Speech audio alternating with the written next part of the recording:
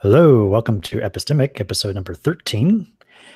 Today we're going to be talking with Dan Simpson. What's up, Dan? How's it going? Oh, what's up, y'all? It's good to be here. Thank you for having me. Really appreciate it. Sure Nice thing. to We have you also two here. we also have Anthony Magnobosco with us. Anthony. Hey guys, what's up? Good to be here. And another Dan, Daniel. What's up, Dan? Yeah, you still haven't gotten rid of me yet, so good to be here. Yeah, awesome. So what's up, you guys? How's it been going? It's been going good. I think we agreed before the show that we were going to call Dan Simpson Dan and Daniel Daniel. So for the listeners hearing this broadcast, that's kind of what we're going to try to do. Yeah. But no, it's been going good, man. Reid, you and I were just in Nashville for NaNoCon. How'd you like it? We were. It was really fun. I loved it. It's the first time actually helping out with promoting SE in any official capacity, I guess.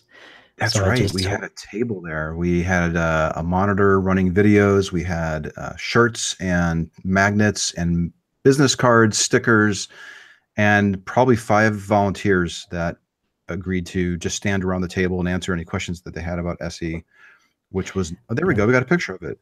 Yeah, here's the table we had. Look at that. Had a bunch of and swag. There's Reid's interview with Tia. Yeah. That was and what was so really bizarre. cool about this is we had these headphones so people could listen while those videos were playing. And we also had, oh, there we are. And yeah, please ask us. That was our little table runner that we had going.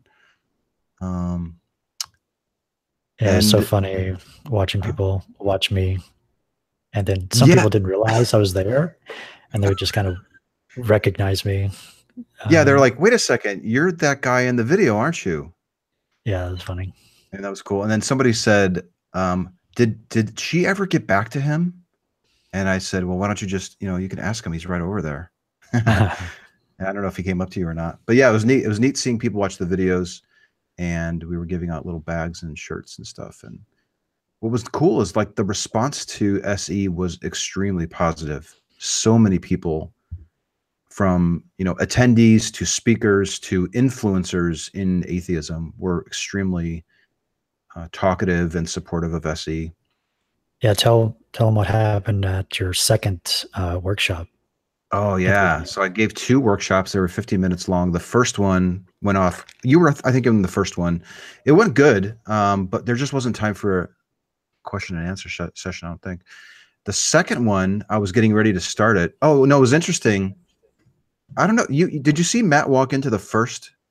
He was there at the first. Into the first one, like halfway through the first one. Yeah, he walked in. Okay, so he thought that the role play session, when people were talking to each other and the room was really loud, he thought that was just the group waiting for the workshop to start.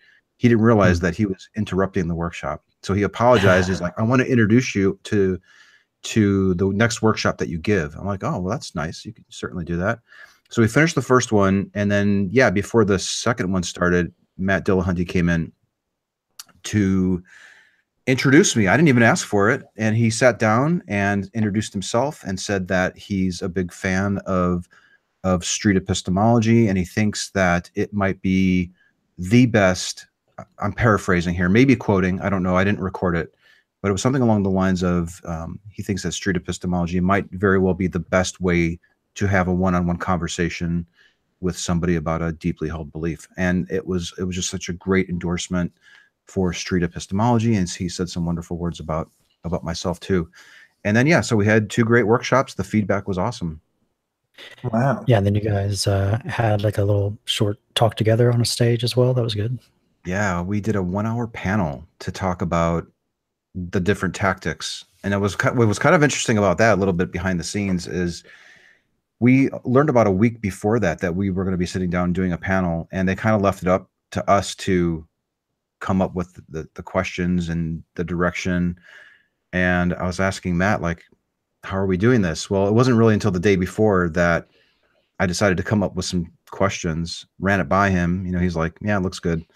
And then next thing I knew, we were on the stage and we were talking about it. But I think it went good. We covered a lot of different topics. He ended up talking about how he got interested in his show, and how he tried using the Socratic method with callers, and he tried an aggressive approach with his mom, and it was really a neat talk. It went out for like an hour, and I think that was pretty warmly received as well. Yeah, it's really great. I know it was recorded officially, but I also did a live stream that you can find in the Facebook study group if you want to watch it. Yeah, there's a live stream from Facebook in there, and I don't know what kind of camera they used, or if they used the mic. Hopefully the audio is good on that, and hopefully they post it pretty soon. Yeah. And yeah, any other highlights from the con? So many highlights. I don't want to spend too much time on it, but I think I'm going to make a post about it on my Facebook page. And it was just great. Like, there were just so many things. I don't want to get too much into it, but it was extremely positive, and I'm really looking forward to the next one that we have coming up. Yeah, and that's at American Atheists in like 2 weeks. Yeah, end of the month. Spend time at the end talking about that one. Yeah, and before NaNoCon, you were in Los Angeles for like a week or so. I was. I had to go out there for some family reasons, and you had told me about a speaking event between Sam Harris and Steven Pinker, so I got tickets. Yeah, and we went there and saw that. That was really great. Yeah, and I noticed you scurrying up to the microphone. You're the first in line to ask a question. I was, yeah, and I have like a quick clip if you want to watch it. You guys want to watch it? I'll explain what happened here, but they actually contain a question. And if you can't manage that, just end on a high rising tone, and we'll you queuing it up. What practical advice would either of you have for improving the quality of conversation between two people who found themselves across an ideological divide? I got that. I think that. He does a little fist pump at the end. Yeah, there are some like. I'm not just super happy I got to ask a question to Sam Harris and Steven Pinker. I was, but that's not why I made that gesture. Like, there were some audio issues where they couldn't hear people asking questions at first, and I was the first person to attempt to ask a question. They couldn't hear it, so they went to another person. They couldn't hear that person, and then they went back to me, and I got to ask that question, and they heard. So that's my gesture. Like, yes, but they edited out that part. So it looks like you asked the first question and then gave a little like fist bump, like, I asked a great question. Yeah, that's really great. Thanks, editors of the it was great. I hope somebody takes that clip and like makes rainbows coming out of your fist or something, or just do something crazy with it. Yeah. But I think Sam's answer was about, being able to repeat back, the position of your interlocutor accurately. So that was a big part, which I'm sure we're all very familiar with. I would love for Sam Harris or people like him to say streetepistemology.com. Like, that's the place to go if you want to. Yeah, because his response was basically saying, try to understand the person as best you can so that you can steel man their position and be on the same page, which is a major tenet. It's a major component of SE. It's one of many. So he was just scratching the surface on his response. I don't blame him for not going further. He's got an audience full of people, but yeah, I mean, someday soon, I think we'll break through the noise, and a pat response would be, yeah, you need to check out this SE stuff. Yeah, that'd be awesome. Cool. So besides that, that was a really fun event. And so what's up next in our show notes here? Oh yeah, let's just get to Dan. So Dan, how's it going? It's going especially well. Thank you so much for having me here. You guys doing okay? Doing great, man. Great. It's so good to have you here. So, and we were actually on, I think both Reid and I. Well, now that I think about it, all three of us have been on Dan's show. Yeah, I'll tell you my strategy to get on the show. Well, it worked. Honestly, I think we'd probably have you on anyways, dude, because you've been periscoping, you've been promoting SE for a year and a half, 2 years, maybe. I mean, when I hear your name, I think of SE. So yeah, I just, it's sort of a no-brainer that we should have you on. So it's really nice to have you here. Well, cool. Thanks for having me. Yeah, I just got a little YouTube channel going. It's called What's Your Method with Dan Simpson, and that's definitely a shout out to Street Epistemology and studying the method behind people's beliefs. So I've been doing that, and like you mentioned, I've been on Periscope as well, having the same kinds of conversations on Periscope. I sort of looked at it as being a practice opportunity, but I quickly found out that there's real ground to be made. So yeah, I've been having a good time. Cool. I think doing SE on Periscope would be really hard to do. It's got its challenges, but it also has its advantages. And that's actually, I think, a good lead into sort of the topic of today's show, which is sort of talking about streaming your videos. I think there are advantages because at the end of the day, you could have an actual live stream of that video, but also you got replay videos, replay viewers that you could reach as well. It goes beyond just having that one-on-one. Yeah.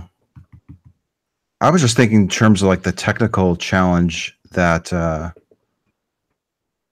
don't know, like you're not seeing the person's face. Yeah. And then sometimes 2 minutes will go by before they respond. Like, are they really thinking about it, or are they like on the toilet or something, you know? Or maybe on the toilet thinking about it. But yeah, it's maybe a little bit more difficult because you don't have that visual component. I don't think I've ever tried it. I think I did Periscope and SE before, but it was when I was observing somebody making a claim, and I was texting and asking questions and kind of trying it that way. But you do the reverse of it. I did a little bit of both, actually. When I got started doing SE, I was really excited about it. So I was getting into people's chat rooms and trying to question them. But that's actually much harder than actually just starting your own channel, starting your own Periscope, and just sort of, I would sort of describe it as like casting the rod out and hopefully catching a fish that you can sort of interview. I was able to have some interesting interviews. I got this one guy. He was from Chicago. Right when I got started doing SE, he was like a young preacher guy, and he was just sort of getting going with the whole preaching thing. You could tell he was just sort of practicing his thing. He was just practicing how he would go do his thing if he ever got the job. I don't think he was a preacher. I didn't think he had a job, but he was wanting to have a job. And I asked him his confidence. He said 80%. I'm remembering this very clearly right now, which is crazy. I don't remember anything. So he said 80%, and I asked him, well, what's going on? Why aren't you a preacher yet? And he goes, well, my friend of mine that is sort of counseling me and showing me the ways, he already is a preacher. He says I should be 100% before I go. I'm like, well, what's keeping you from being there? And that's where the conversation gets a little fuzzy. But that was one of the rare instances I thought, because at one point this guy's like, man, like, you are blowing my mind right now with these questions. That's just nice. SE to have that. But I never saw him again, but I could tell I had an effect. That was an interesting chat. But that was one of the only times I'd actually seemed to have an effect when I was in the chat room, just sort of typing my answer. More success starting a Periscope, sort of casting that rod, and then going from there. Yeah, being in the chat, you're just in a sea of other chatters. There's so many other people, and it's just hard to keep track. The only way that conversation worked specifically was because I was pretty much alone. Okay. Yeah. So if you had like 40 people watching you, okay, I see what you're saying. He was broadcasting, you were texting him. There were 2 viewers, and the other one was just silent watching. Yeah, exactly right. Yeah. It's kind of timing too. Like if it's 3 in the morning and there's only a couple viewers, you can make some good headway. But if there's 50 viewers, forget it. Your questions will get lost, will get intentionally skipped. Yeah, I did a little live streaming using Periscope, but I would use it to complement the GoPro thing. And the reason why I started doing that is because I wanted to show, I'm trying to think now, Daniel, if you did it with me. Yeah. Did I live stream with you? Yes, you did. Yeah, I was watching that live, I think. No shit. Wow. Daniel or Dan, what were you doing? Were you watching it too? I can't say that I was watching it live. Yeah, I wish I could, and that would have been really cool. Hey guys, I'm just saying, we'll all just celebrate. Hey guys, I watched it live too. Oh my gosh. There we go. Boom. Because you made me extra nervous when you said that it was live. I was like, oh shoot, okay. See, you could have been a big deal and I wouldn't have known. So, 100,000. Yeah, well, some people don't even know what live streaming is, and they're like, yeah, okay, sure. And some people get it. They're like, oh, there's how many people are watching us live? There's 80. Oh, nah, I don't want to interview you. I don't want to do an interview. So yeah, doing the live stream, I think, makes it a little bit more challenging to get people to agree if they understand, what's at stake there. But how different do you think your answers would have been, Daniel, if you didn't know it was live streamed? Do you think it would have been different at all? I think it would have, honestly. I think I've talked about this before, but when I gave my answers that day, I did feel a small amount of pressure just to give an answer that I feel like people from my college ministry would have wanted to hear. So like I said things like I was 100% confident in God, which like was not true about myself anyway. But, that's something that you're kind of taught to have, kind of like your preacher friend, Dan. He has to have that 100% before he's allowed to do his thing. There are consequences for not being in the place that you should be. And so, yeah, I think that there is a difference there for sure. At least it was for me. Cool. See, that might be one of the advantages of Dan's. I know, Dan, you're transitioning to YouTube, but if you are on Periscope and there's 40 people watching and you're doing an interview of one of those 40, that person is fairly anonymous. I mean, I guess you could like go over to their Twitter and that type of thing, but it's not like they're on the video. They're not the one under the microscope. They're a little bit safer in that regard. So that could be somewhat advantageous. I see that possibly as a pro with that setup. I think it has its pros and its cons. I'm looking at this, and every single thing that I seem to look at, which seems to be maybe you look at it and at face value, it looks like a con of using a specific platform. Like, oh, that's not good because you can't do that. But on the flip side, there always seems to be like an opposite where there is a pro. So like I love the idea, just number one, of just streaming the videos and having people be able to watch. Because what that does is that introduces a new factor, as sort of we've been touching on, which is the audience. There's people watching. Some people are watching live. And that's even, I don't know, maybe even like another level of maybe stress for everyone involved. And then sometimes also we're just sort of talking about replay viewers. So there's a lot to be gained, I think, from these kinds of chats, because we're just able to have other people who watch. I often think about, what would Street Epistemology be like if it came out 50 years ago? We wouldn't really we wouldn't be able to see those examples. I wonder if it would spread, if it would. And I often wonder what the critics would say, if they would have anything to say about it. But I'm sort of spinning here already with my thought process. But, no, it's interesting. Yeah, I just, what was I trying to get at here? What I'm trying to say is there are pros and cons to every single platform. And I think one of the cons of using Periscope is that, yeah, it removes a ton of, I call it humanity. Like if you have a one-on-one conversation in face, there's all that humanity. You see the person that you're talking to, you see their body language, you see, everything. You see everything, right? For me on Periscope, just like you mentioned, I ask a question. I have no idea what they're doing. I don't know if I get one of these. I don't get that satisfaction, and I feel really ripped off. But no. But that's the thing. There are a lot of cons, and I'm sorry, I got a train going past my apartment. I live in the most noisy apartment ever. I'm almost impressed. But the deal is like there are pros as well. So I think some of the pros of using something like Periscope. Well, let's back up. Let's think about using the pros of using something like YouTube, where mostly people who are watching are replay viewers. That's mostly the case, although increasingly these days live, which is interesting too. So the replay viewers, they can get something from the conversation that perhaps your interlocutor, which I think I looked it up. That's how you say it, interlocutor. The interlocutor, maybe you might not be getting something out of the conversation, but there could be hundreds of people who are watching, thousands, depending on your video, depending on your reach, thousands of people that are watching, whose minds you could be influencing and helping them to reach more reliable beliefs. So it just occurred to me that comparing the YouTube platform to Periscope is that one thing that helped me grow was seeing all the comments on the videos from people. And I don't, other than the live stream comments that you get, if most people are watching your stuff on a replay, unless they tweet at you, you're probably not going to get that feedback, right? No, exactly right. And so that's exactly where the difference, one of the biggest differences, other than, you know, on YouTube, I'll be able to have like a hangout and I'll be able to see more of their face. And I'm looking forward to being able to have video and the technology to be able to handle video where both of our faces are on the screen the entire time, where it's not switching off. I have some technical limitations, which I think eventually I'll get over. Might take some time. But obviously, those are the biggest differences, other than, like you mentioned, the commenting on YouTube.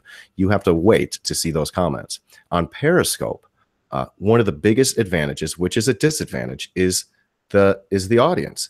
Because you can have 50 people in the chat room, and you're trying to interview one person. And it can get really hard really fast. If you get a lot of people in the chat room, it could be hard to just literally see the comments before they fly away.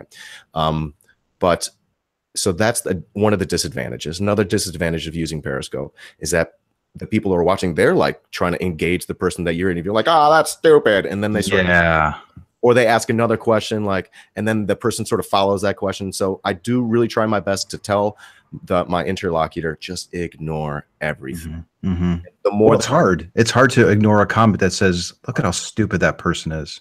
So I try to I also try my best to keep the crowd under control. It's like a circus when you're doing one of these things. Sometimes I feel like a circus ringleader. I'm holding like one of those chairs to the lion's mouth while also trying to get one person to just think deeply about one of their beliefs. It's nuts. It's really fun. Yeah, listen to all this makes me think of Blab. Like at this point, we're just trying to replicate Blab as best we can, because that was just the best of all possible. Blab was good. We should explain what Blab is. Yeah. It was basically a four-person video chat, and those chats were publicly available. You had like blab.io or something, and you could see all the available chats that were going, and you could join them, and you could just watch people talking in the 4 quadrants, or up to 4. It could be just 1 or 2 or 3.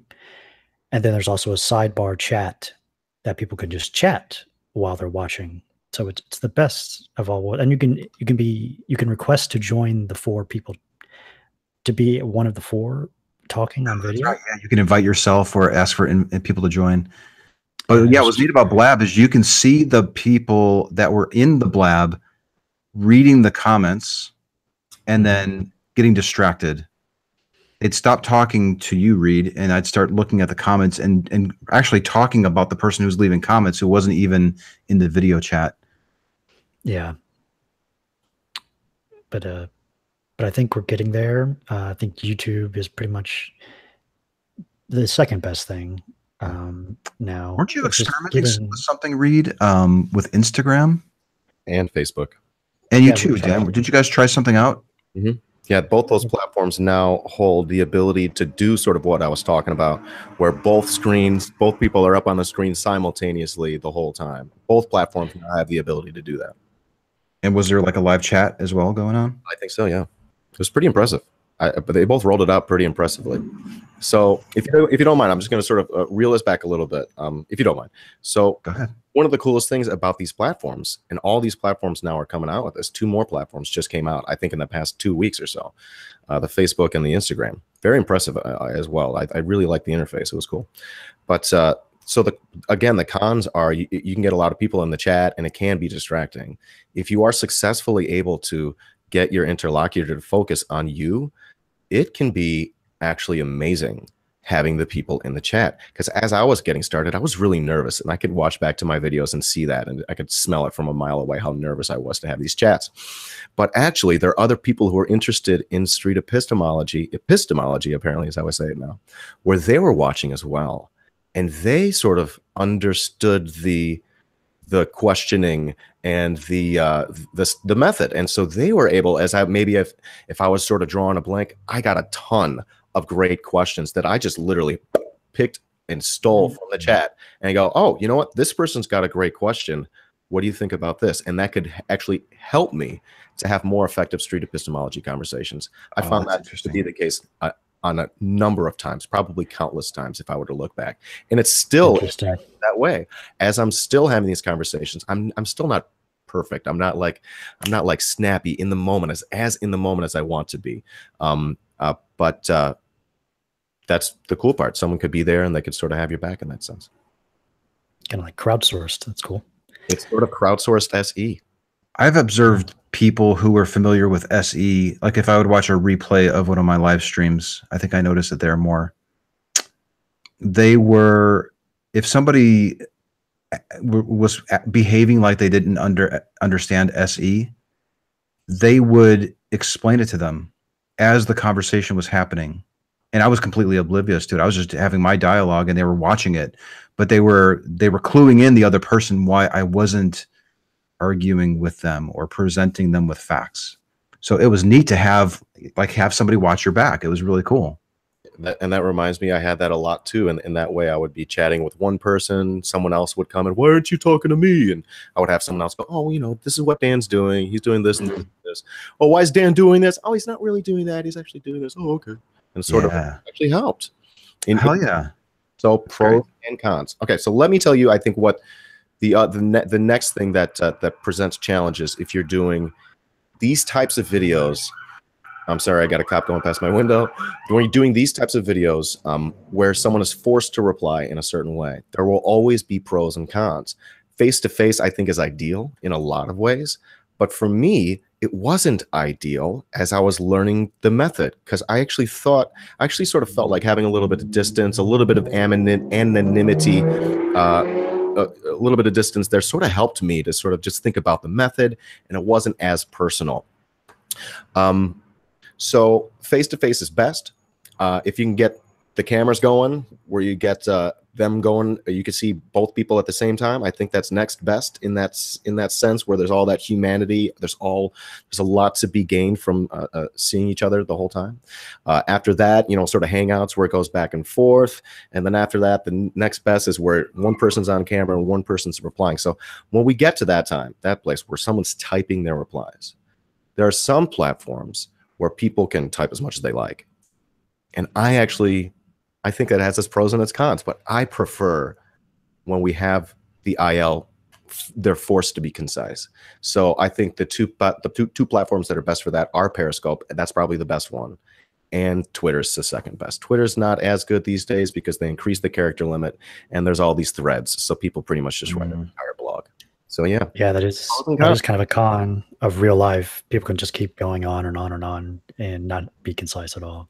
But online. So would that be your advice then, Dan? Like if somebody was new to street epistemology and let's say they've read the book, they've watched videos, they've read the SE guide, they've downloaded the app, they've joined one of the Facebook groups, and they maybe even have done some role play with like a friendly, somebody who is training them or something.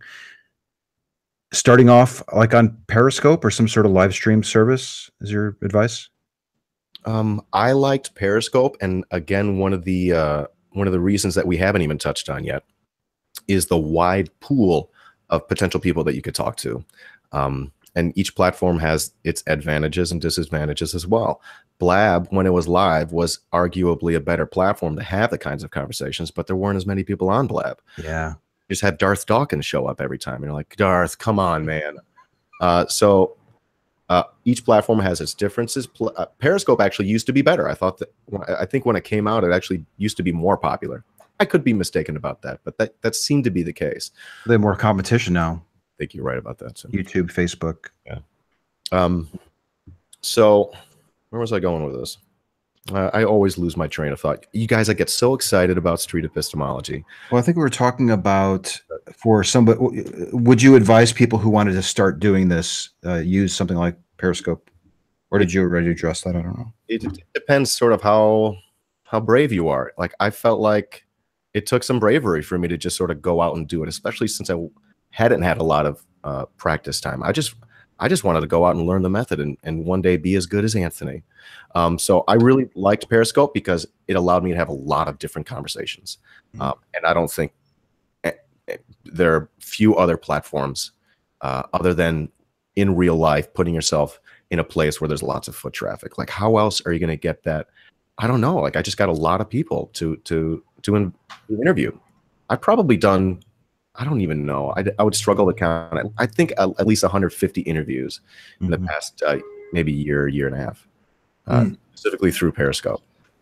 One thing you mentioned earlier, Dan, was the kind of humanness of it, of just talking to somebody face to face. And to me, as far as SE is concerned, that's got to be the most important part of why I really like this method. I think SE is almost a therapy in some part, in that people are able to express ideas or talk about topics that normally they wouldn't want to in any other context, because either they feel pressured not to, or they just never considered it. And just having somebody out of the blue, I mean, like, you can tell them anything and it doesn't matter because they don't know you, you know? So it's like, I feel like there is a way to be more honest with yourself there in that sense. So, yeah.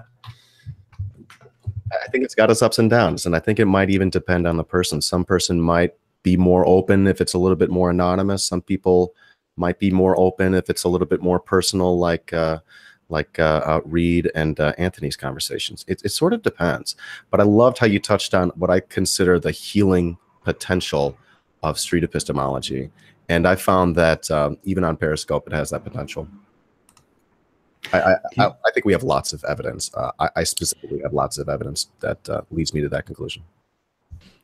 Yeah, so Dan, we did a test like last week for Facebook's live feature. We talked about it a little bit before, but I'd like to show people like how to do that. Can you see my screen? So this is my phone.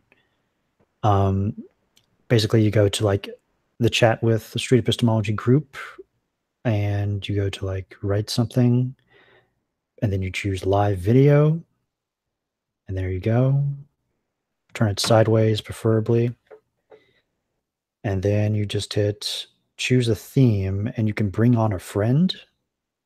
I think you can start it by yourself, but you can also bring on a friend. If you're in the, I could bring on a friend. I could choose Dan Simpson. And there we go. And then I start it. I'm Reid's friend. It's official. Yes. So that's how it works. So I think if you want to have street epistemology conversations or practice them, go to the group and see if anybody wants to talk about anything, and then start a stream and people can watch the stream. And then, see, I got a request here from Dan. Then I go to approve. Yeah. And I think it's working. One button here. Oh, I have to rotate my phone. Yeah, I have to rotate the phone if I'm sideways. My phone. And there we are. Ta-da. Not that bad. Simple. Oh, hell yeah. That's great.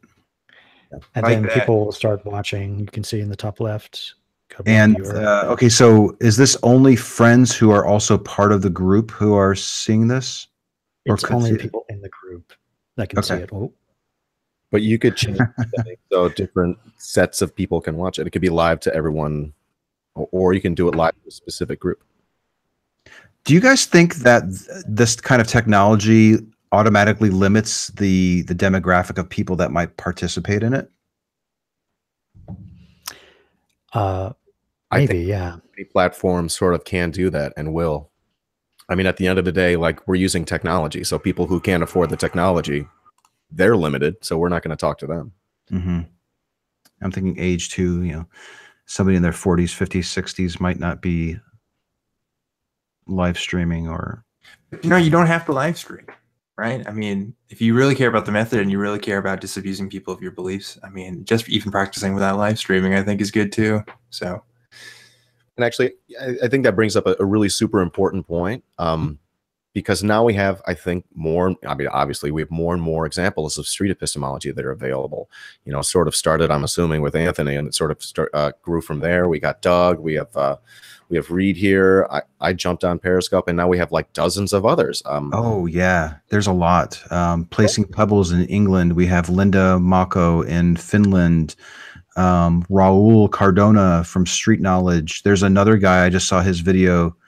How could I forget Deep Discussions? Edward Eddie. There's another guy who, what's that? Open Inquiry.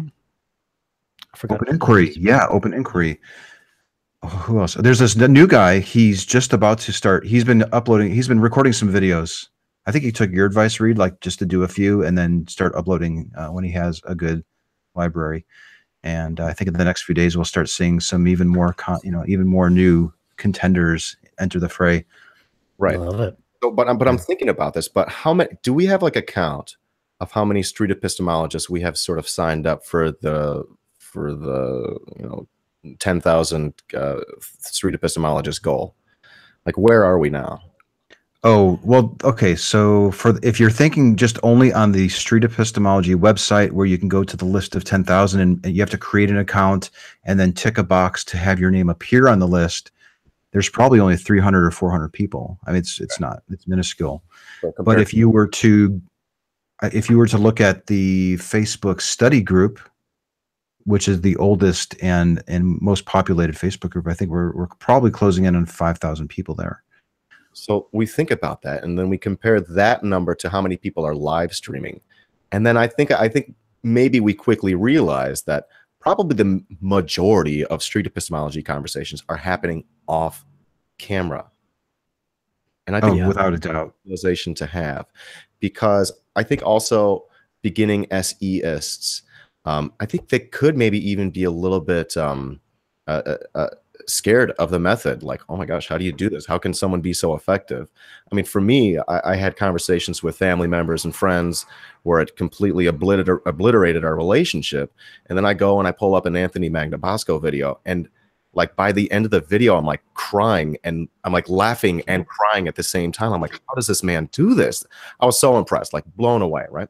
So like we're having all these people having these conversations, and I'm worried that it's going to get a little easy to compare themselves to people who do street epistemology a lot. I still do. Like I still look up to Reid and Anthony and Doug and y'all, and I'm like, okay, I got to do better. I'm not sure what's your concern. I'm not sure I follow. It's not really a huge big deal. My concern is this. I think it just means we sort of have a responsibility to continue, as we've been doing, to continue to sort of teach people to do it, to give people the base. And that's actually one reason I'm stoked to have my show. I'm sort of looking at more and more as like an SE chat show where I'm able to advocate for and teach street epistemology in little bite-sized segments. And I've actually had some help from Reid and some other folks to develop some of those ideas. With my show, like, I don't know where I want it to go, but I want to do really exciting things with it. And I think I want to continue to advocate for critical thinking. And I think one of the best ways to do that is to advocate for street epistemology. Mm-hmm. So yeah, I guess I would hate to get to the point where the content or the examples that people were uploading were so effective and good that people were intimidated to even start trying. I hope that that would really suck if people were kind of coming to that conclusion. Well, they have the option to watch your old videos and see you progress. Yeah. That's another thing that helped me feel comfortable trying it myself, is seeing where you started. Like that first video, like where you're just yelling at that guy. It's like, wow, I can do better than that just now watching. So it's funny because I'm thinking about pulling that clip when I give my talk at American Atheists. Yes. To show, because most people in that room are probably using that approach, and to show this is where I was, and if I can get through this, you guys can too. Well, I think we only succeed because we fail, and we have to fail hard sometimes in order to start succeeding. Totally. Yeah, I do hear people talk about it, and they see like, oh, look, it's a 30-minute lit video. Like, I don't have time for this. Or they'll be like, oh, look, this guy has way too much patience that I'll never have, so I just never even have to. You know, and it's kind of hard because, I mean, SE is kind of this skill that you do have to develop. It's almost like you got to go into like this Zen meditation trance when you talk to people to get away from your own beliefs and just kind of question people like where they're at in life. And for me, I had the unique experience of being on the other side of that. So that helped directly with my experiences of doing it. But like, I don't even know, for someone who's doesn't know anything about SE, who assumes that maybe it's a good method, who's never actually seen it, I wouldn't even know how to start. I think that's a really good question to kind of answer, and you know, explore. Well, you know, something happened at NaNoCon when I was at the table that we had. A guy came up to me, and there was nobody else around to verify this, but he said something like, you know, Anthony, I was really skeptical about like this whole street epistemology thing, and I just didn't think it would work or that I'd be good at it. But about a month ago, I was going through my usual debate with somebody, and then it just dawned on me to start asking some questions that I heard in the videos that people are uploading. And he said, I'll be damned if it wasn't the best conversation that we ever had. And it was so rewarding. Like he just, I don't know, it's something flipped inside him, and he said, I'm going to just try something a little bit different. And he said it was one of the most productive conversations that he's had with somebody who believed in a God ever. And he was really grateful for it, really grateful for the content that people were uploading. Awesome. Mm-hmm. Nice. Oh, what else do we want to show this video? Or do we have enough time? Oh, there's a video? Sure. I thought, yeah. That's right. We have a 9-minute video of Dan engaging with some students at an apologetics class. If I remember right, the teacher, the instructor emailed me, and he wanted to, I don't know, have me come out or something. But I'm like, that's just kind of hard to do. But I think there's somebody in your city that can talk to you, and that was you, Dan. And then I think you got in touch with him. You want to kind of set this up, and then we can play it? Yeah, sure. Real quick. So this is an apologetics professor. He's also an associate professor of philosophy at one of the schools in the city. But the school that I met with, the class that I met with, was from Trinity International University, which I looked it up, just some quick Googling. It said something like it was a evangelical liberal arts college, something like that.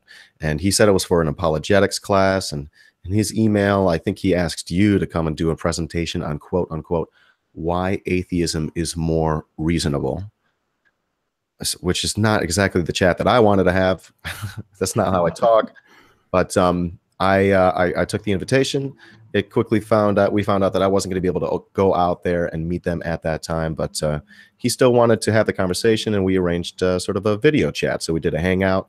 I gave a quick 15-minute presentation that could be found on my YouTube. It's the first video I uploaded, and then I had a chat with the class, starting with an interview with one of the apologetics students, and then I had a quick about a 10-15-minute Q&A where my mind was just blown by the questions I was asked.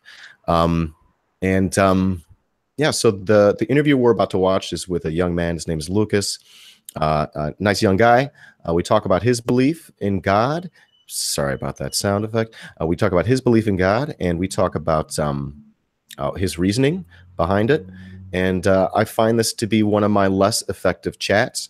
But even with that said, it actually hit a lot of my goals for having these kinds of conversations. So while it wasn't a perfect chat, I'm still happy with it. So yeah. I want to add before you start this video, if you haven't seen Dan's other video where he talks to the classroom and when they ask him questions, I recommend after this podcast, you go look that up, because those kids ask some hard questions, and I would have been sweating a little bit if they asked me that on the spot, honestly. And Dan does a wonderful job, in my opinion, of giving really great answers. So yeah. Thanks, That's Dan. cool. And we'll put a link to it on the video here. Okay, so I'm going to transition over to here, and then give me a thumbs up if you can hear the video. If you also, if you want to pause it, just say pause. I'll pause it, and then we can talk to it. So here we go. Skip it. So it says the Hangout on air is live, and we are going live. We're going live to Trinity International University. Our first runner-up, our first contestant today is Lucas. Hi, Lucas. How are you doing today? Doing all right. How about you? I'm doing all right. And thank you again for letting me interview you. This will just be a real quick 5-10 minute thing. So Lucas, what is the belief that you want to investigate with me today? I'm a Christian. I believe in this. I believe the fundamental truths about Christian doctrine, like Jesus rose from the dead, he is God, things like that. Do you want me to, how much detail do you want me to go into? Well, what we're going to do is just pick one belief and just go for it. So maybe think about just a deeply held belief out of that collection of beliefs. We know Christianity isn't a belief. It's a collection of beliefs. So feel free to pick one that you hold deeply, and we're just going to talk about it. I believe that God created the universe, and Perfect. That's perfect way to start.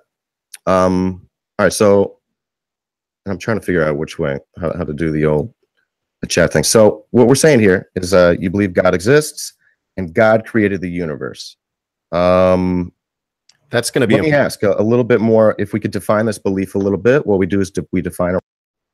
Yeah. So he says God exists, and he actually answered one of the questions that is usually one of my follow-up questions, which is, you know, did God create the universe? Because that really helps me define and understand what we're talking about. So, and this is actually going to be very important for later in the chat. Yeah, so I just sort of want to preface it like that. Cool. The bat.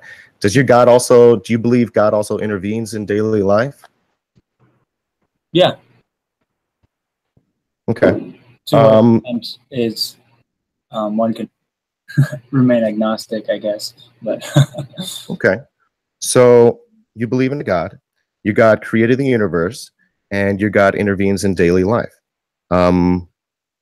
Okay, so let's talk about what God is. Like, what is God? Is God a being? Is it a force? Well, God's not the force like in Star Wars or anything like that.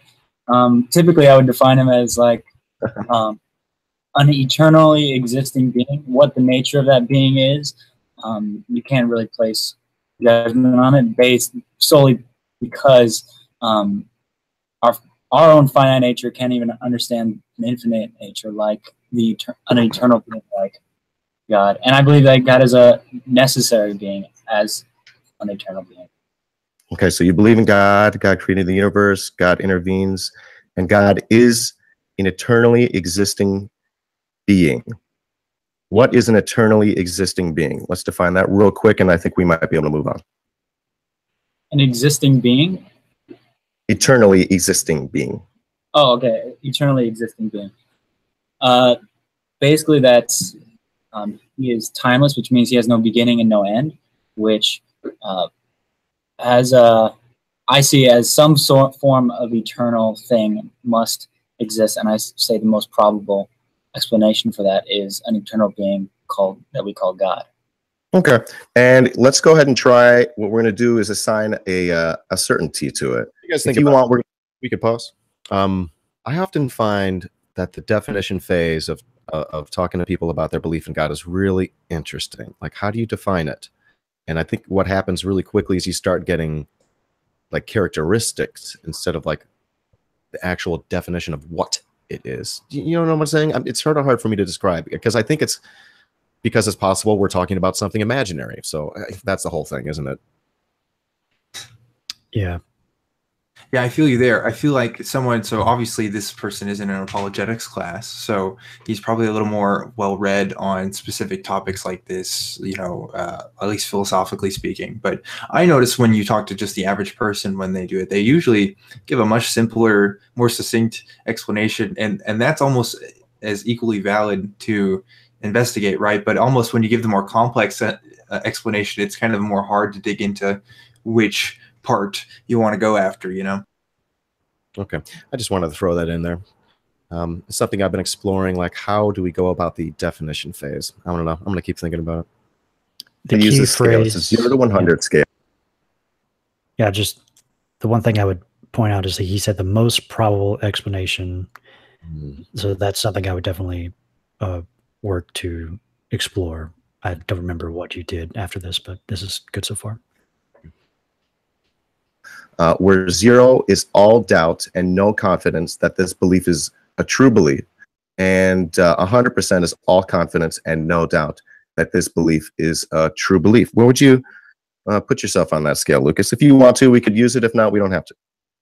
I mean, just because of the intellectual arrogance of saying 100, I would go with something like 95 or 99. 95. Okay, very good. Let's just stick with 95, and it's sort of an arbitrary number. It's really just something for us to just sort of work with and get an idea of what we're working with here. Okay, so you're 95% certain a God exists. This is a God that created the universe and that intervenes, is eternally existing, and is timeless and necessary. As you can see, I'm not trying to like change anything that you say. I really just want to understand what you believe. So you're 95% certain. First question about that is, what would make you more certain, hypothetically? Yeah, pause for a second. So yeah, he said, well, I don't know what he said after 100%, but he said he's not 100%. He's like 95 or 99. I think that would have been a great spot to like, to clarify. He's saying, okay, he could be wrong about this, which is a very praiseworthy thing. Yeah.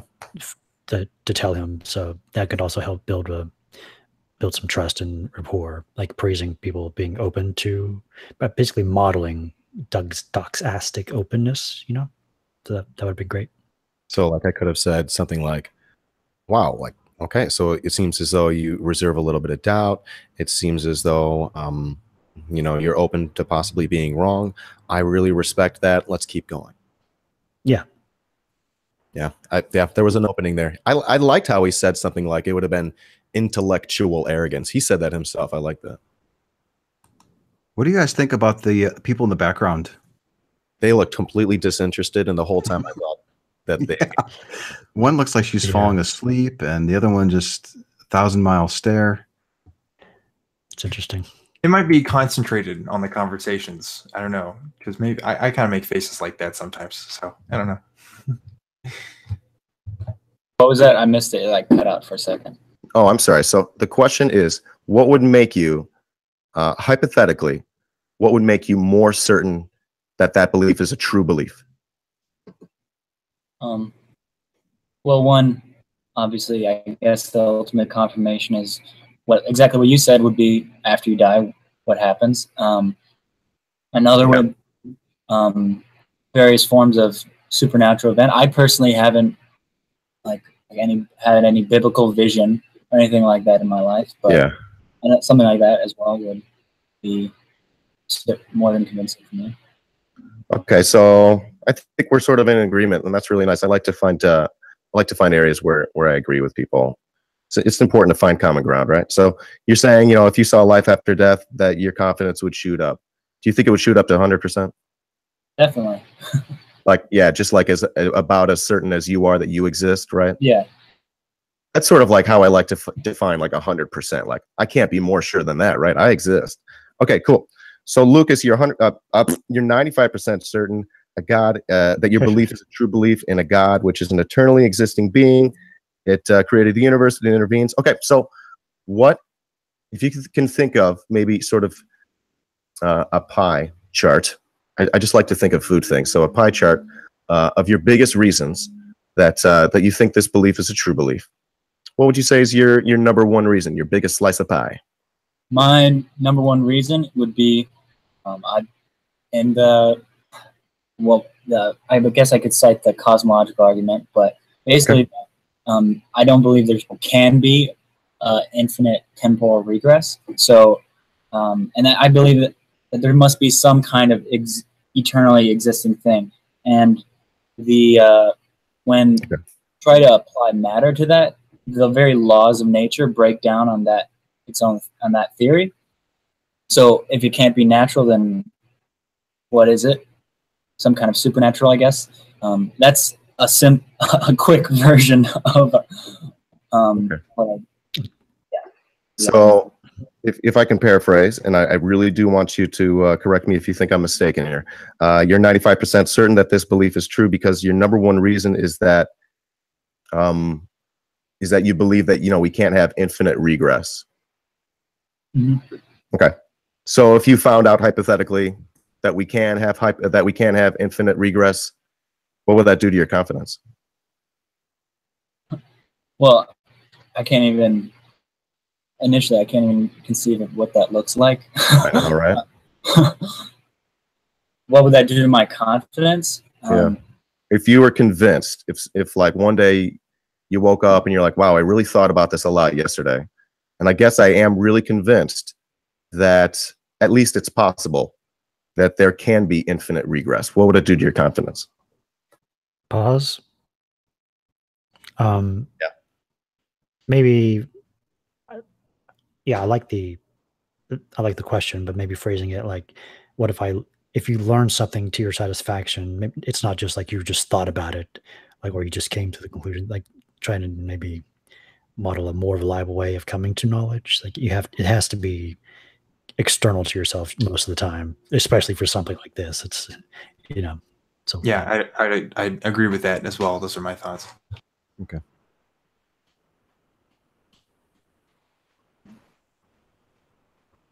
Depending on the nature of what that looks like and everything, then I think it would take a knock, I guess, but not much, I guess. Okay. Just because. Do you want to guess, like estimate where you'd be on that scale? You don't have to. I have no idea. Okay, but it would go down. Yeah, okay. Incrementally. So that tells me, like, yeah, you do take that at least. All right, so what do you guys think about that moment? And I'm just going to reframe it. He believes in a God that created the universe. He's 95 to 99% certain that that's a true belief. If he found out that there was infinite regress, that would imply that the universe wasn't created, right? It was always around. But what would it do to his confidence? He said it would go down a little bit. What do you guys think about that? I like it. And maybe if his answers seems a little wishy-washy or not unclear, I just go to like possible questions. I think of like questions like, could it be possible the universe could have an infinite regress and a God exist at the same time? Something like that. Or relate questions like, how does the creation of the universe relate to a God existing? Right. Right. Yeah. And how could a God create the universe if the universe had always been around? Like, that's the contradiction I cannot wrap my head around. If he found out the universe was always around, how can he believe in a God that created the universe? That's what he said at the beginning. He was 95% certain that a God created the universe. Some infinities are bigger than other infinities, though, Dan. Apparently. I can't wrap my head around that, and I wish I sort of touched on that a little bit more effectively in the chat. But that's the benefit of 2020 vision. Basically, we want to understand, if he had an alternate explanation for the creation of the universe, would that affect his confidence in the God? Which he believes created the universe. Yes. So if he had an alternate explanation without it, yeah, where would that change his confidence? How would that change his confidence? Well, this is an example of my ineffective questioning, but, you know, we sort of power through, and it's not so bad. This is good. Somewhat seriously, right? Sometimes people tell me, oh, no, well, no, my confidence wouldn't go down. I've done these chats so many times. It's so interesting how people think about their beliefs. So you're telling me that you take this piece of evidence at least somewhat seriously. So you would go down, but we don't know how much. That's fine. We don't need to say how much that would be. So, okay. So let's say there can be infinite regress in the universe. Let's say hypothetically that's true, that it's possible that there is infinite regress. What would be different? About my beliefs? About the universe. Oh, well, the universe would, from a physics standpoint, would have to have enough energy to somehow not reach a state of heat death, and maybe some kind of like fluctuation, like expansion, contraction kind of thing for all eternity. That would have to be different as okay. The time would kind of be, an idea of time would kind of be arbitrary, because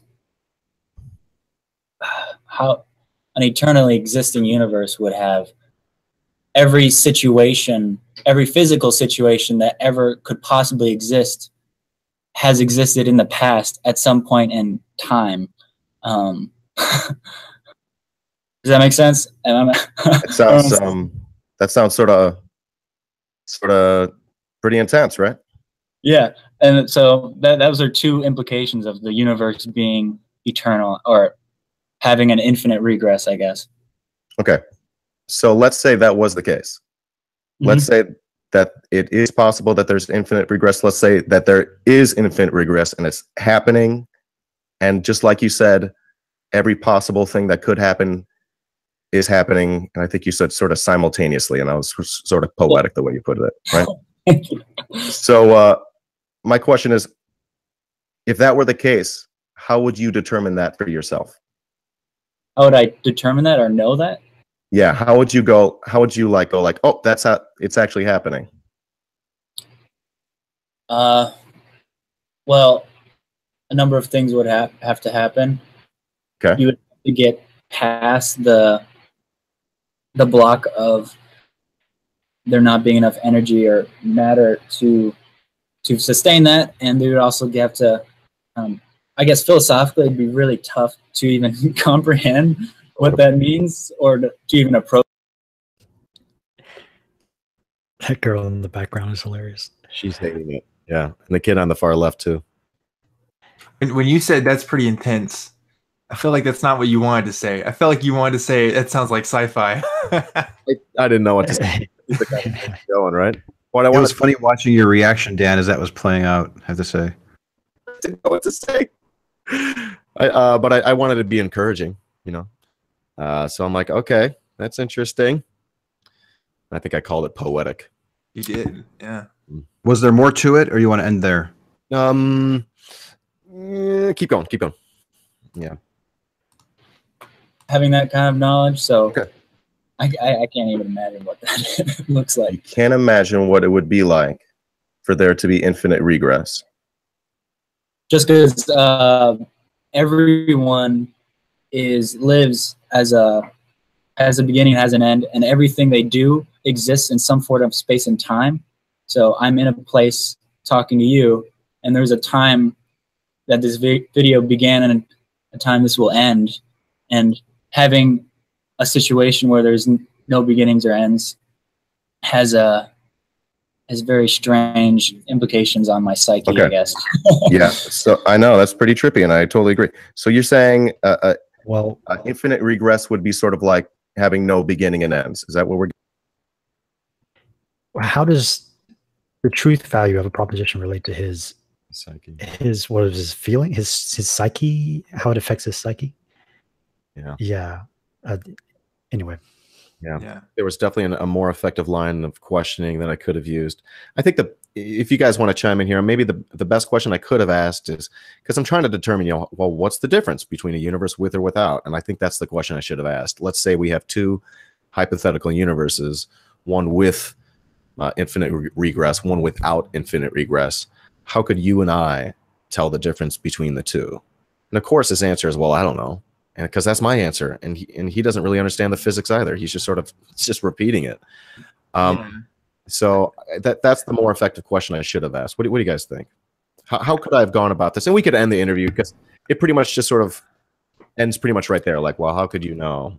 I don't know. I think he did kind of answer that, but he didn't answer it in a way you or I might have expected. You know, I think he was kind of saying that everything would be infinite and like on a local level, and it's like, I don't know if that's true if the universe was infinite, you know, but at that point you start getting into specific claims and stuff, and we kind of want to avoid that. We kind of want to be as general as possible. So I'm not sure how to handle an answer like that.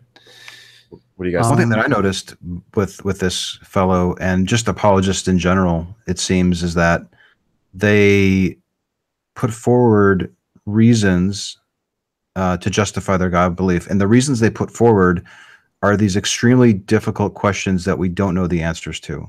Yeah. And because you can't answer it, it's a justification for holding the belief that a God exists, as opposed to saying, we don't know the answer to that. I don't know. Maybe one day we'll figure it out. They go further and say, because you don't know the answer to that, I'm justified in believing that the Christian God is real because, I don't know, because it says so in the book that there's this explanation for it. He didn't go that far here, but I just think it's interesting when people, it's essentially like an argument from ignorance. If I'm reading that right. It's Kalam, yeah.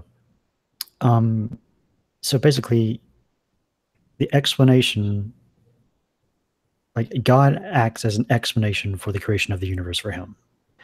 So I would kind of talk about like the nature of what explanations are and like the quality of explanations. Like we have multiple mature models of the creation of the universe. And by mature, it's like the ability to explain the past and predict the future. We can like test our models. Our models need to be testable. We need to be able to do things and see the result and see how they compare to what we expect. So the God hypothesis is an immature model for the creation of the universe because it has no way of being tested, or I don't know how we could. Like how could that model be tested? What would you expect to happen if you did something? So that's kind of how I would go about it, I think. Yeah, I think he kind of strongly implies that if God didn't create the universe, then it would just be infinite regress, right? But so I kind of think you had a point there. I was saying like, well, can you imagine a universe where it wasn't an infinite regress, but there was no God? Like, is that possible? And just kind of playing with that too. We might actually be in that right now. How could we tell? Yeah. I don't have no idea. Like, how do we know nothing happened before the Big Bang? Right. How do we know that? We're just guessing. Yeah.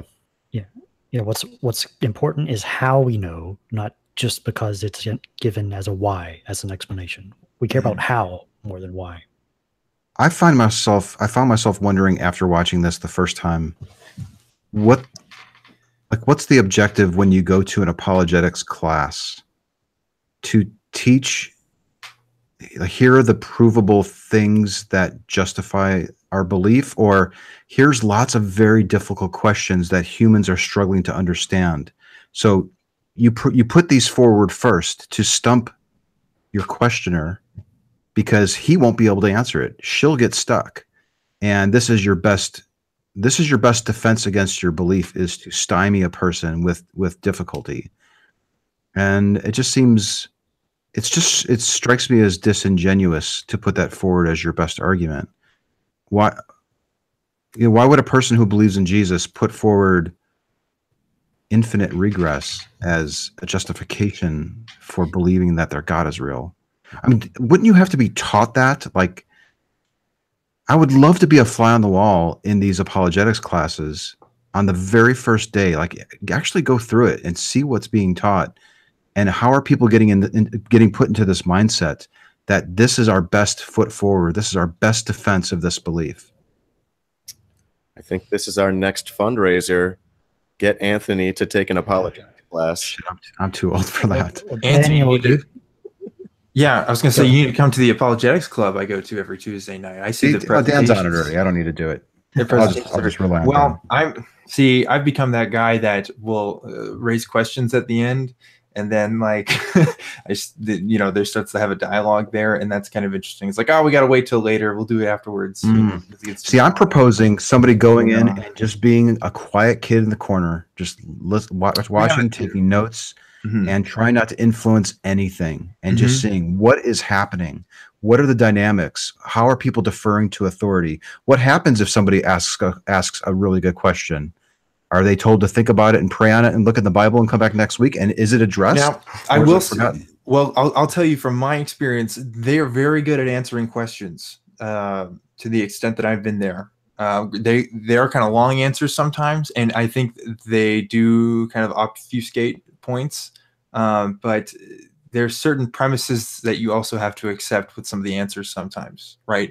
And then if you don't accept those premises, then you say, well, what about this? And then it kind of becomes this back and forth, and it's like, your answer wasn't actually answered, or your question wasn't actually answered the first time, so you have to get more and more, and then that's when it becomes, something that isn't beneficial for the group as a whole, almost, because you look like you're nitpicking, right? You look like you're, you're being unreasonable, even though I think there are plenty of reasonable questions to ask for a lot of these presentations. But I'm also wondering how often faith is brought up these days in apologetics classes. So it's counted greatly. Or let me talk about this for a second, if you don't mind, for like 30 seconds. Every single apologist I have ever talked to, every single one, has defined faith differently from pretty much every single normal Christian I've ever talked to. And this is why. They say that faith is the belief in something with evidence, and the trust in evidence. Okay? Something along those lines. That's not exact. But I hear apologists say this all the time, and you'll bring up, oh, well, what about, doubting Thomas and all, you bring up these verses like, oh, well, you have to know the Greek and blah, blah, blah, and this and that. Here's the thing. Maybe all that's true. Maybe when Jesus Christ was on earth and he talked about faith, that was his definition of faith. The majority of humanity that has ever believed in Christianity has not worked in that definition, at least in the same context. So I almost see like there's this divide between what apologists talk to amongst themselves in their circle of scholarship and the normal, regular old Central Texan Christian, because there's definitely a distance there. Because people, and I know this, Anthony, because I've seen your videos and Reid as well. I know you guys talk on the street with people and how they define faith. That rarely comes up. People saying it's a belief in evidence, or evidence even have anything to do with it. How are these folks squaring the definitions that are clearly being elicited? That's a bad word, but that are clearly being offered by your interlocutor without any prodding. And that's how are you with person after person after person clearly offering faith as a justification, and in many cases in epistemology? Right. But how do they ignore that? Are they not seeing this? I just don't understand. They'll quote the passage in, I believe it's 1 Peter, that says you have to be prepared to defend your faith. Right. So that's how they go about. Well, in that instance, I think they're using faith to mean the belief, the religion, the conclusion. Yes. Right. And so again, listen, when I ask a person, how did you determine that that's true? And they say, you just have to have faith. It comes down to faith. An apologist will never, a good one, at least any of the ones I've ever talked to have never said that. There's always got to be some reason. Right, but I'm wondering if they've been trained out of giving that response because they understand the liabilities that go with it. Oh yeah, I think so. It was not once in my chat with the apologist class, which lasted about 30 minutes. Right. So. Yeah, interesting.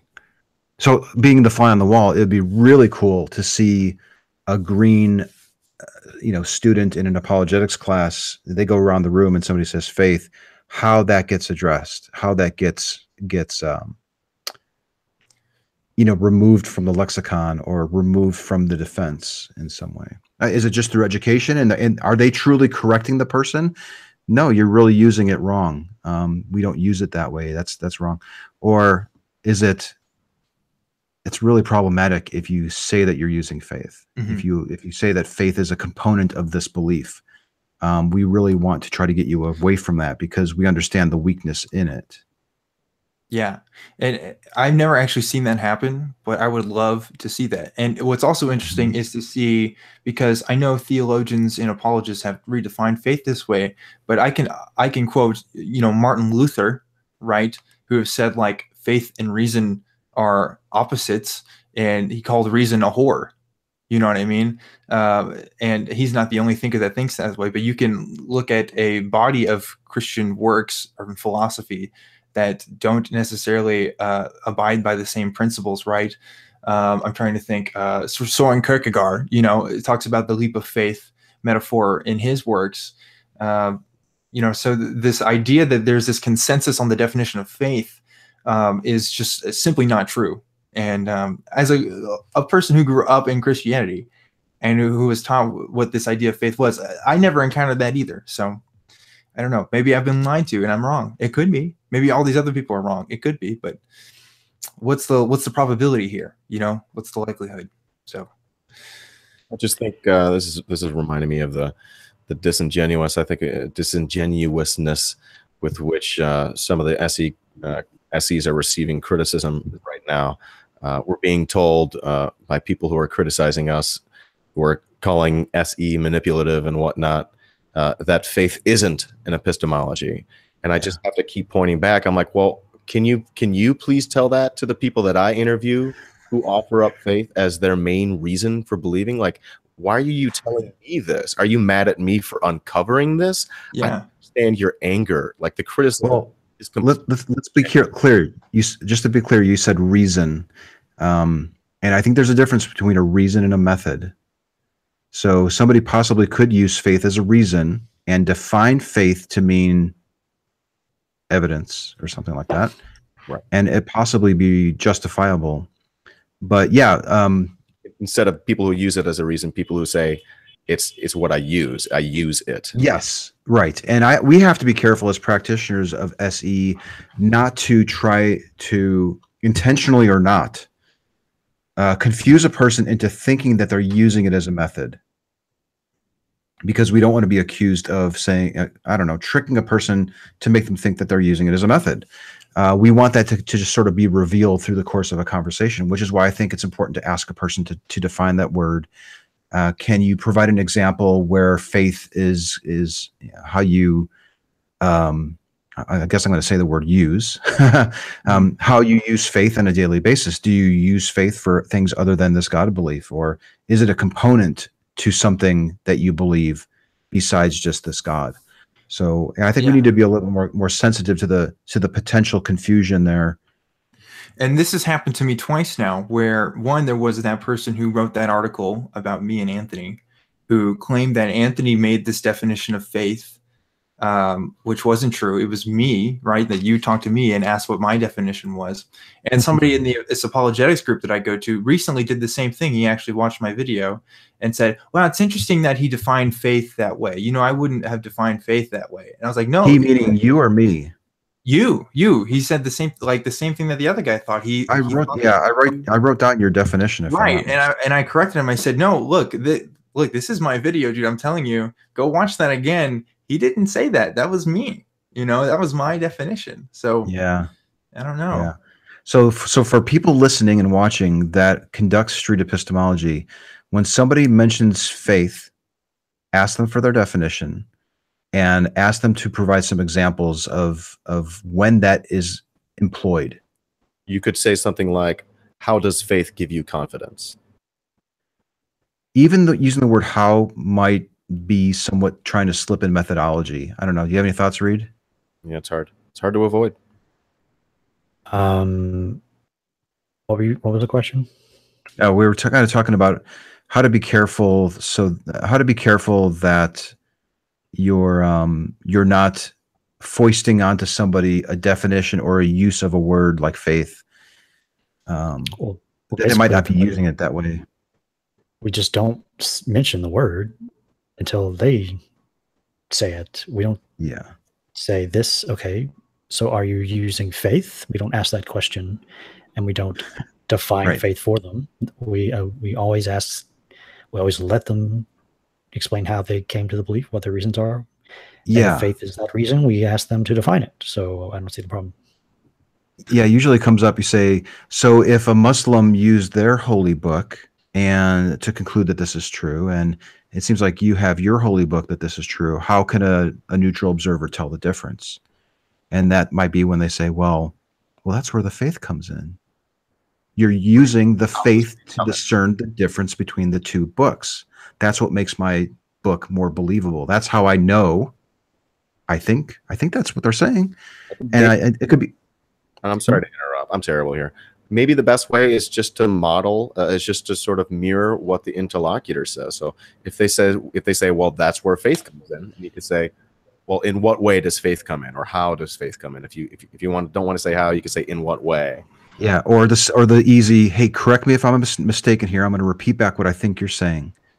That in order for you to discern the difference between a book, a Muslim book that claims that it has the truth, and your holy book that claims that it has the truth, is that faith is a required component, that it's a necessary thing that you have to have in order to know which one is true. Is that right? And they say, and then they might, they'll usually say, yeah, it's faith. And then you can go, well, in what way is it a necessary component? You can also say, if faith wasn't there at your disposal, and you're not even getting into methodology there. Yeah. If faith wasn't at your disposal, would you then how could a person tell which book is true? Right. But that might be slipping in how too. I don't know. I think it's murky. It's one of those murky things, but let's just try to be a little bit more careful not to put words in people's mouths when it comes to that word in particular. But to put it in a nutshell, we don't want to imply that theists are using faith as an epistemology, because the critique is that some aren't, or at least that's what they're saying. Here's maybe the best way is to say, you can ask a how question. How could a person tell which one of these is true? What is the best method to figure that out? And then if they say faith, and they give you a definition, then I think you're safe. You can then conclusively say, this individual is indeed using this as an epistemology. Yeah, that's what you asked me, I believe. And I said faith. I think that's how we got to that. Cool. That makes sense. All right, man. We should probably wrap this up. This was going really great. I love this. Great chat. Yeah. What else do we have on the agenda here, Reid? We're going to wrap it up. I think this is pretty much wrapping it up. So we got some announcements. Again, yeah, American Atheists conference coming up in 2 weeks. Anthony will be there. I'll be there, and a few other people from the SE community will be there.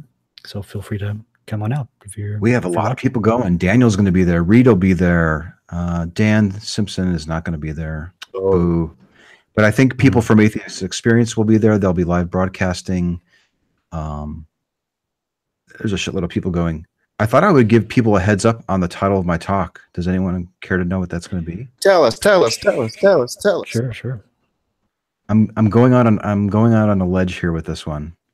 I'm going to call my talk. Drum roll. I'm making this bigger than it really is, but I'm going to call it Street Epistemology: A Turning Point for Atheism. Ooh. Boom, boom, boom. Interesting. And 45 minutes on the stage, 900 people. I'm nervous. It's going to be big. Is that your biggest audience so far? Yeah. NaNoCon was my biggest. That was this just past weekend, but I think it'll probably be dwarfed by American Atheists. It's okay. If you get nervous, you can just call me in. We'll do a hangout. Yeah, you talk me down. And then after that, we've got the Faithless Forum, April 7th in Dallas, Texas. Yeah, Faithless Forum. There's a whole bunch of content creators. They're mostly on YouTube, and they're going to be meeting in Dallas from 1 o'clock to 9 o'clock Central Time on April 7th. And they brought me in to do a keynote and give a workshop on street epistemology. That should be fun. It's going to be cool because they are the future content creators for... if you have kids or something and they're 5 years old, 10 years old, 15 years old, they will probably be watching the content that these folks are creating. So I'm really eager to be with them. Nice. And what's this about? At least 4 new interview opportunities? Oh, I think I just put that out there. Well, being at NaNoCon, I ran into a whole bunch of podcasters who either attended the workshop or stopped by the table, and they're interested in SE. And I think I got a busy month coming up, but I'm kind of trying to keep May open. I want to get back on the trails. I want to start having some more chats. Nice. And also you spotted a new, we talked about this earlier, spotted a new YouTube channel supporting SE content to be revealed soon. He's probably going to start releasing some content. So once he does, I don't know if you're following the Street Epistemology Twitter. Go ahead and follow that, and you'll probably get a notification once his stuff is live. And we've been kind of slacking off on the podcast episodes, just mainly because of lack of content and just people being busy who put that stuff together. But I think we'll start seeing some new fresh content there soon. Cool. All right. Well, I think that wraps it up. We can just give any social media info. Again, I'm Reid. You can find me at Cordial Curiosity on YouTube or Facebook or Twitter. And Dan, how about you?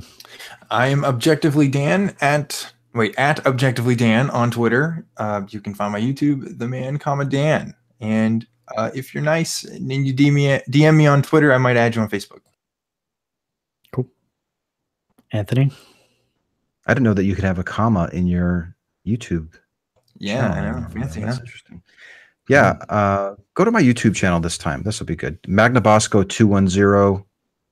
I have several playlists. I'm looking for people to add captions in foreign languages, and I don't know. Yeah, just check out a video. Share a video with a friend. Yeah. And other Dan. Yeah, so you can find me at Twitter at Dan Simpson, also here on YouTube at Dan Simpson, and yeah, that's the best place you could find me. Oh, and Periscope too. Periscope at Dan Simpson. I've dozens, hundreds of interviews that you could check out there too. And we will include links to everybody's content channels and such in the show notes. Yep. All right. Thanks, guys. Another great show. See you later.